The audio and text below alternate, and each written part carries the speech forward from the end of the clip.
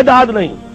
ابھی میں ویزا لینے گیا تھا تو وہاں پر جو خاتون تھی ایک کینیڈا کی, انہوں نے پوچھا آپ کی آمد نہیں. میں نے کہا آئی ارن نتھنگ. حیران ہوئی. میں نے کہا اور بات سن لو, آئی اون نتھنگ. میری کوئی جائیداد نہیں, میری کوئی آمد نہیں. مرکزی انجمن خدام القرآن ہے, اس کے ایک کوارٹر میں رہتا ہوں. میری سہولتیں مجھے وہاں سے حاصل ہیں. 2 وقت کی روٹی یہ میرے بچے ہیں جو کنٹریبیوٹ کر دیتے, اس سے میں کھا رہا ہوں. اس لیے کہ میرا ایک مکان تھا, وہ میں نے بیچ کر ان کے لیے چھوٹے چھوٹے 3 کمرے کے 4 کوارٹر بنا دیے ہیں, اور وہ ان کے نام کر دیے. میرے نام پر, میری بیوی کے نام پر 1 پیسے کی جائیداد نہیں, کسی کمپنی کا کوئی 1 پیسے کا حصہ نہیں, کہیں میرے پاس کوئی بانڈز نہیں, اللہ بچائے رکھے اس لعنت سے, اور نہ کہیں کوئی میرے ہاں اس طرح کی اور کوئی شے موجود ہے. تو یہ اچھی طریقے سے جان لیجئے, میں نے زندگی لگائی ہے اسی کام کے لیے لگائی ہے. مجھے کوئی احساس محرومی نہیں ہے, روٹی مجھے ملتی رہی ہے, آج تک فاقہ نہیں آیا ہے. رزق اللہ نے اپنے ذمہ رکھا ہوا ہے, لیکن میری توانائی لگی ہے میکسیمم قرآن پڑھنے اور پڑھانے میں. خیرکم من تعلم القرآن وعلمہ. اور یہ کس لیے کیا؟ جب انجمن خدام القرآن لاہور کی قائم کی تھی, اس کے دیباچے میں لکھ دیا تھا کہ میں صرف انجمن بنانے کا قائل نہیں ہوں, میرے پیش نظر اقامت دین کی فرضیت ہے, میں ایک جماعت قائم کرنا چاہتا ہوں. یہ پہلا قدم ہے مرکزی انجمن خدام القرآن کا, اور یہ 1972 کی بات ہے, آج سے 21 برس قبل کی جو میں آپ کو بتا رہا ہوں. بہرحال پہلا کام وہی ہے جو حضور نے کیا. فرق یہ ہے وہ کافر تھے, انہیں قرآن کے ذریعے سے ایمان کی طرف دعوت دی گئی. ہم مسلمان ہیں, ہمیں قرآن کے ذریعے سے تجدید ایمان کی دعوت دینی ہے. مرحلہ ایک ہی ہے, اس میں کوئی فرق نہیں. نمبر 2, وہ جو حدیث میں سنا چکا ہوں, آمرکم بخمس بالجماعت والسمع والطاعت والہجرت والجہاد فی سبیل اللہ. اب جو لوگ واقعتاً شعوری ایمان اختیار کریں, شعوری طور پر فیصلہ کریں کہ مسلمان جینا ہے, مسلمان مرنا ہے, ان صلاتی و نسکی و محیای و مماتی للہ رب العالمین, یہ طے کرے نا پہلے. صرف جلسوں سے تو نہیں ہوگا, یہ تو ہوگا تو پھر کچھ کرنے سے ہوگا.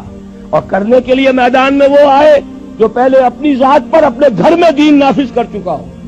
اگر یہ نہیں ہے تو جھوٹا ہے, فریبی ہے, اسلام کا نام لیتا ہے. تو اپنی ذات پر اپنے گھر میں اسلام قائم کرو اور پھر جڑ جاؤ, ایک مل جل کر ایک جمعیت بنو, ایک طاقت بنو, ایک قوت بنو, جماعت بنو, حزب اللہ بنو. آمرکم بخمس, میں تمہیں 5 باتوں کا حکم دے کر جا رہا ہوں.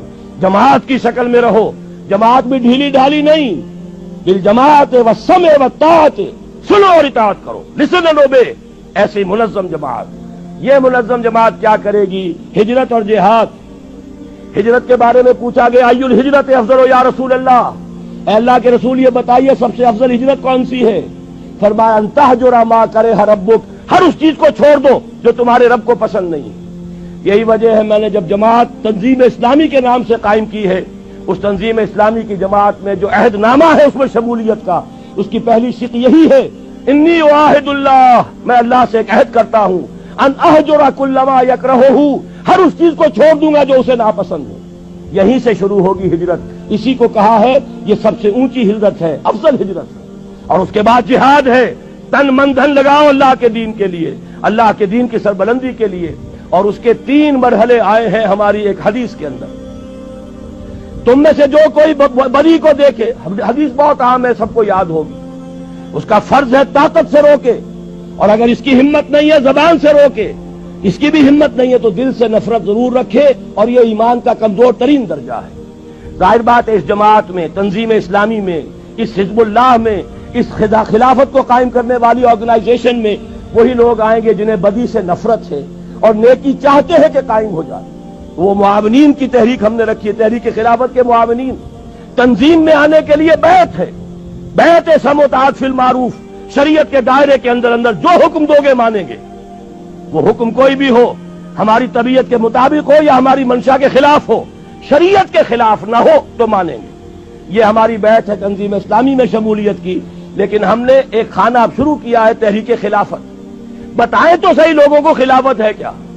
یہ خلافت جو ہے یہ صرف کوڑے لگنے کا نام نہیں ہے, یہ خلافت صرف ہاتھ کاٹنے کا نام نہیں ہے, یہ خلافت صرف رجم کرنے کا نام نہیں ہے. یہ ساری چیزیں خلافت میں ہیں, لیکن پہلے خلافت کفالت کی ذمہ داری لیتی ہے, پہلے خلافت تمہیں حقوق دیتی ہے, پہلے خلافت جو ہے تمہیں تعلیم دیتی ہے, تمہیں توبہ کی توفیق عطا کرتی ہے. اس کے بعد بھی اگر آپ کی روٹی کپڑا مکان ریاست کی ذمہ داری ہو پھر بھی آپ چوری کریں تو ہاتھ کٹے گا. اگر آپ کے لیے نہ یہ بے حیائی ہے، نہ یہ سترو جو حجاب کے قوانین ہیں ان کی خلاف ورزی ہے، نکاح کا راستہ آسان کر دیا گیا ہے، اس کی رکاوٹیں دور کر دی گئی ہیں، پھر بھی آپ زنا کرتے ہیں تو رجم ہوگا اگر آپ شادی شدہ ہیں. لیکن یہ کہ اس پورے نظام کو ایک آرگینک ہول کی حیثیت سے سامنے رکھنے کی ضرورت ہے. تو امر بالمعروف نہی عن المنکر جب تک طاقت کافی نہیں ہے صرف زبان سے ہوگی. جب طاقت کافی ہو جائے گی میدان میں آئیں گے.